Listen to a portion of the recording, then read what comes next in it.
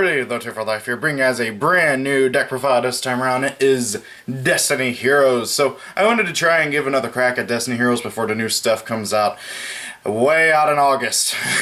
It bugs me to have to wait so long for the new stuff, because it comes out in a set after Savage Strike, and yeah, that's going to be about August, or it might be our, April set, May set, something like that. So I guess it won't be too long, but either way. As you guys know, I love Destiny Heroes. Heck, I have a mat just dedicated to them, and really been trying to tinker around with the deck, especially since now I actually can have a summon Sorceress, and yeah, the deck can do some very nasty wombo combos. So yeah, let's just get on in with it, onto the deck profile. First and foremost, we got Triple Drill Dark. Triple Drill Dark is a lot better than people gave him credit for. I remember back when he was revealed, everybody just got real mad because he can't summon any hero. Whenever Drill Dark is normal or special summon, he can summon any Destiny hero from your hand whose attack is less than his own. And then if he attacks, he does piercing damage, which is cool and all, but it's nothing major. So Drill Dark's pretty handy. Gets your monsters on board, can make you Zold pretty easily, making XCs if you need to. Although I don't really play any XCs, but hey, if you want to, you can. Handy with just getting dudes on board, and combos amazingly well with Elemental Hero Solid Man, or sorry, Solid Soldier. I keep thinking of the OCG name. Anyway, so Solid Soldier combos really well with Destiny Hero Drill Dark, in that whenever Elemental Hero Solid Soldier is normal summoned, you can special summon any hero monster that's level 4 or lower from your hand. So that will then trigger Drill Dark, who can then summon another monster from your hand. This is pretty handy if you want to summon Plasma or Dogma, or if you want to go for just some more damage, or if you want to try and make some link plays and other stuff. That alone will get you 3 monsters on field. And, well, it comes in handy. Like, it's really nice to be able to churn out 3 monsters that easily. It is all from the hand, so you're not really generating any immediate advantage, but it does help out in the long run. And also, this guy has another effect where if he's sent from the field to the graveyard by a spell effect, you can target a Destiny hero, any hero in your graveyard, spell summon it in defense position. He can't target himself, obviously, so yeah. Next up, we got good old Triple Shadow Mist. Shadow Mist searches out a hero whenever she's sent to the graveyard, and also searches out a Mask Chain spell card whenever she's special summoned. So, you know, kind of got a players he plays, so you can search out 2 different whole themes and everything. Just really good card. And you know, I'm gonna say a bold opinion: she's better than Stratos.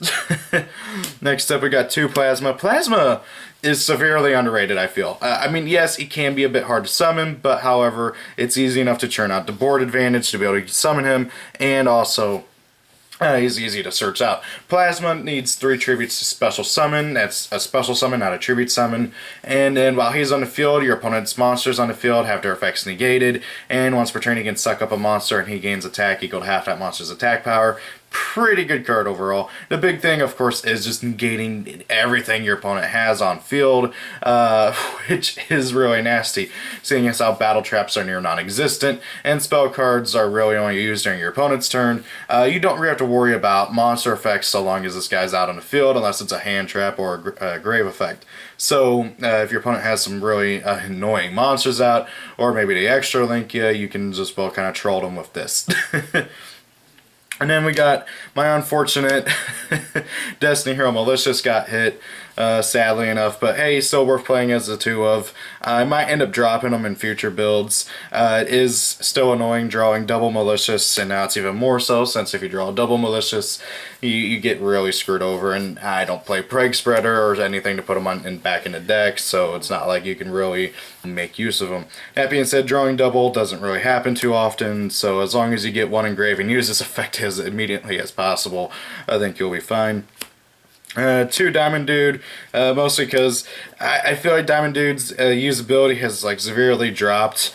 I used to play 3 of them, used to be the best normal summon Destiny hero, just simply due to his really good effect, where you can just excavate the top card of your deck. If it's a spell card, well, normal spell card, send it to graveyard. You get to activate it cost-free next turn. If not, it goes to the bottom of the deck.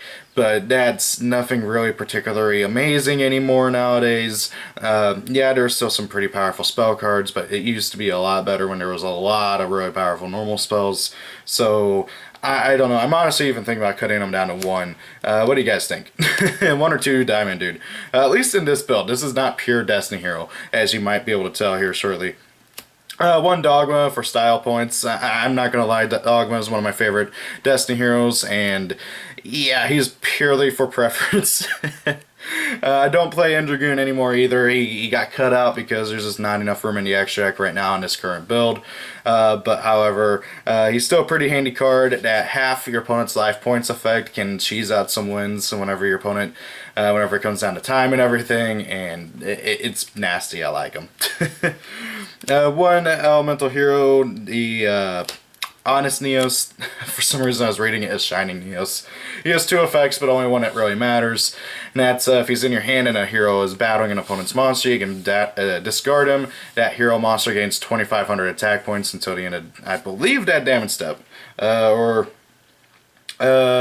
until the end of this turn, so yeah. You mainly use him in conjunction with Darklaw, so you don't have to worry about Darklaw getting ran over, because while 2,400 attack is beefy, it's nothing amazing, but 4,900 is much more scary. 1 Stratos, because he's kind of obligatory, just a normal summon free search, you know, and also he can pop back row and stuff, which honestly I find more handy than a search nowadays, because Shadow Mist just does what he does, but better.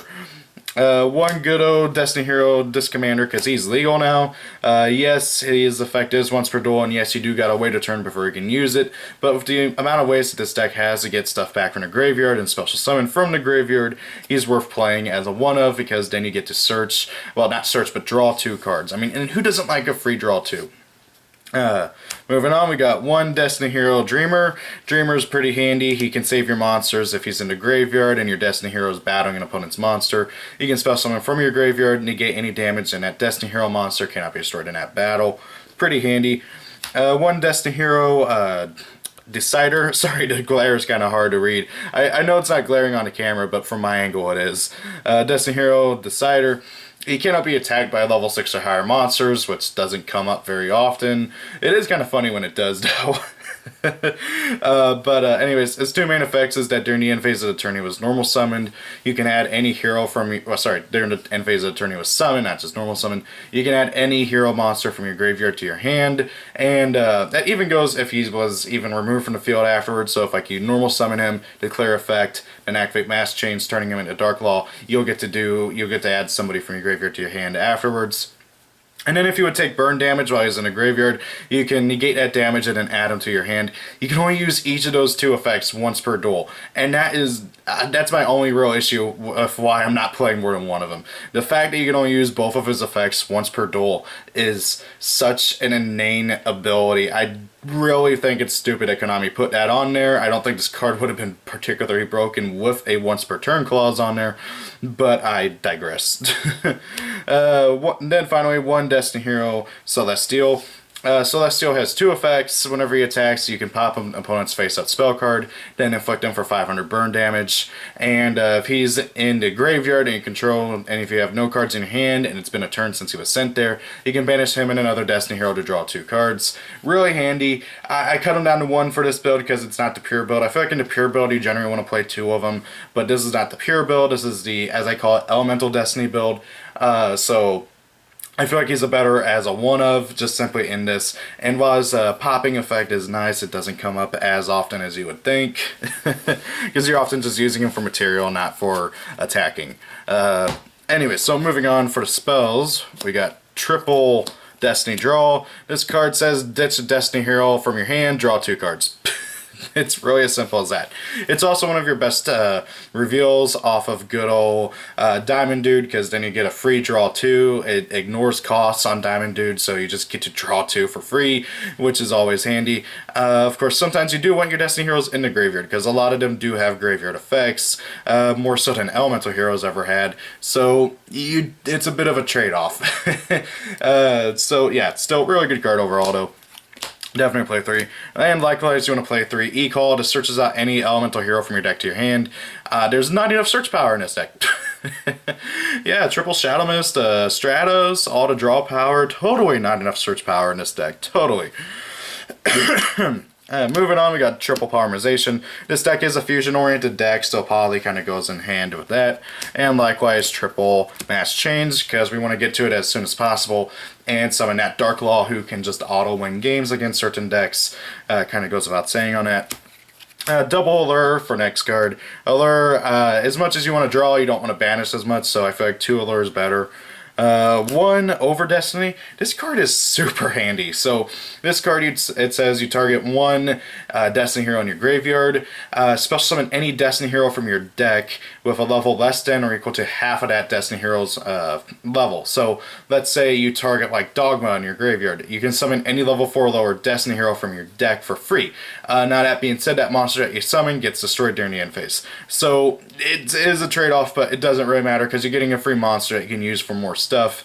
Really good card overall. And of course, since it's less than or equal to half, you can then, like, if you target one of the level 4s, you can summon Dreamer or Disc Commander from deck, which is, again, just really handy. Rhoda, everything's a warrior. A hero lives. It's really stupid if you open this and you just summon Stratos and combo off from there. It's really, really stupid. Soul Charge kind of goes without saying. And then Moonmirror Shield for Isolde.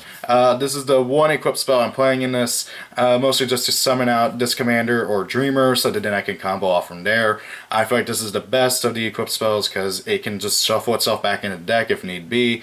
And you don't really need to worry about opening it. And heck, if you do draw it, it's a really handy field spell, making it to where the equipped monster basically becomes always 100 attack over whatever monster it's battling, which is really just obnoxious at times. So it does serve dual purposes, but mostly just as discard fodder for Isolde. Moving on. We got 2 Isolde, speaking of the devil. Isolde, you want to play 2 to 3 of. Personally, I prefer 2 just because I don't really feel like I ever need more than 2. If you really, really want to play 3, be my guest, but I feel like 2 is the better way to go. She just needs 2 warriors. Whenever she's link summoned, you can add any warrior from your deck to your hand. You can't use that monster's effect until the next turn. And once per turn, you can pitch any number of equip spells from your deck to the graveyard, and then summon a hero, well, not a hero, but any warrior monster from your deck whose level is equal to the number of equips you discarded. Well, send, I should say. So that's really, really handy. Comes in, it's stupid. Everybody knows how stupid this card is. I love her though. I don't want to see her banned, but I get the feeling she might. Please don't, Konami. Just put her to 1 and just be done with it. I want my Noble Knight still be playable. Next up, we got Link Rebo. The deck plays 2 level 1s that are easy to get on field and are easy to recur and stuff, so it kind of goes without saying. 1 Nightmare Cerberus, just for popping and general discard fodder. Same thing with Phoenix and Unicorn. Then we got the Summon Sorceress. I play 1 of her. Pretty handy card. You typically link climb into her after using Isolde's effects, so then you can just get more advantage. It gets really stupid, and I love it. Then for the last link monster, Beauregard Dragon. If you have Load, I cannot say load for some reason. Load or Boral Sword, play one of those 2. Beauregard is a fine and dandy card. He has basically the same effect as Boral Sword, where once per turn, in your first turn, you can switch a monster to defense position that's in attack mode. Your opponent can't activate anything, respond to it. And then he also has another effect where you can send a spell trap card from your field to the graveyard, summon any monster that was destroyed by a battle or card effect that turn. At least I believe it's also by card effect, right? Yeah, special summon 1 monster that was destroyed and sent there this turn. Okay, cool. But obviously, objectively, Boral Sword and Boral Load are objectively better. Guard does also have the nice ability to where he cannot be destroyed by card effects, and it does come up more often than I am willing to admit. So he does have that trade-off. So if you have Sword or you have Load, play one of those 2. Guard I am playing merely because he is the best Link 4 boss monster that I have. So yeah. Otherwise I would be playing Sword or Load, because those 2 are just simply objectively better. Moving on, we got double Dark Law. Kind of goes without saying, Dark Law's a really stupid, powerful fusion monster. You want to see him as soon as possible. He just wins games by himself a lot. Next up, one masked hero, Diane. Diane, I feel like a lot of people forget she exists, but she's really good. So she needs a Earth monster to go into with mass change, which Solid Soldier is. We finally have a good target for her. That's the big thing. And then whenever she destroys a monster in battle, you can special summon any level 4 or lower hero from your deck. Now, this is really stupid when used in combination with Solid Soldier's effect, because Solid Soldier says whenever he's sent to the graveyard by the effect of a spell card, you get to special summon any hero from your graveyard, except himself. So, if you have another hero in graveyard and you just have a Solid Soldier on field, you use Mass Change on Solid Soldier, summoning Diane. Solid Soldier will summon out another hero from grave, and then you run over something with Diane, which is super easy to do because she's a 2800 beater. You get to summon any hero from your deck. It's really, really stupid. It's 3 monsters on field for just 2 cards, which is pretty handy. That's a +1, technically speaking. And then you can use them for whatever you want. Next up, we got Fission Hero Trinity. Really stupid card, can steal games. Needs 3 heroes to fusion summon into. The turn it was summoned, it doubles its attack power to 5,000, and it can attack 3 times. The only downside is he cannot attack directly. So, yeah, but a 5k beater who can attack 3 of your opponent's monsters is pretty nasty and can win games by himself a lot of time, especially when used in tandem with Elemental Hero Honest Neos, because you jack him up to 7,500 and then you just go to town on your opponent's monsters. That is such a cheesy way to win games and can really, really, really make your opponent regret going first. Unless they Gumbar loop you and you have no cards in hand and you just kind of cry. But I digress. Next up, one Fission Hero Adoration. He's one of he's the most generic hero fusion ever, needing 2 hero monsters. Once per turn, you can target 1 hero you control and 1 monster your opponent controls. Your opponent's monster loses attack equal to hero you're targeted. So yeah, that can be a lot of attack or a little of attack, but it's really, really good. You can't target himself though, so no being cheeky with that. Next up, one Destiny Hero Dangerous. Currently, I would say he's the best Destiny Hero fusion monster. Once returning your player's turn, you can pitch a card, send any Destiny Hero from your deck to the graveyard. All Destiny Heroes on the field currently gain 200 attack times the number of Destiny Heroes with different names in your graveyard. So, also being super generic, he just needs a Destiny Hero and a Dark Monster, which gets really stupid if you fuse him with a Destiny Hero and Shadow Mist, because you get a search just for fusioning. Really good card overall. Until we get the new guy coming out in Dark Neostorm, he's the best Destiny Hero fusion by far. That being said, I still do play one Dystopia because the burn damage can just cheese wins with the current time rules. So I feel like I kind of gotta play him because that does win games with the current time rules in place. If you don't know, Dystopia, whenever he's fusion summoned, or actually I think it's special summoned in general. Yeah, if this card is special summoned, you can target a level 4 or lower Destiny Hero, burn your opponent for that monster's attack power. Gets pretty nasty. The highest attack obviously is 1,600, so yeah. And then, of course, if you're wondering why I'm only playing one Dystopia, it's because this is not the pure build. Dangerous. Because it's not the pure build, which, in the pure build, I would play more just because you can jack up your monsters even more, but, well.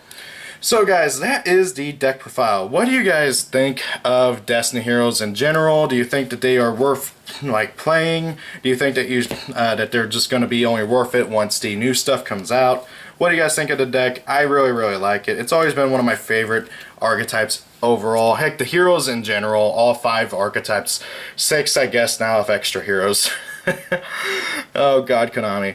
But hey, I do love heroes a lot. What do you guys think? Thank you for watching. Hope you guys enjoyed the video. Rate, comment, subscribe. Have a great day. Peace out. Bye.